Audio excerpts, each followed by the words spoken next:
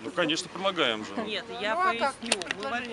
Мы, во-первых, Естественно, мы такую предлагали. площадку установили на депутатские Ну, вот средства. идет же. Вот на Островского 77, то есть дом не был ни в какой Сейчас программе. это план мне И можно? жители вот этих Вот оттуда домов можете снять? приходили туда. Ну, женщины, в принципе, пенсионного возраста. И я даже их там видела. Ну, потом, впоследствии. то есть Считаете, что будет востребовано? Будете, да, вот здесь? Ну да, мы думаем, что да.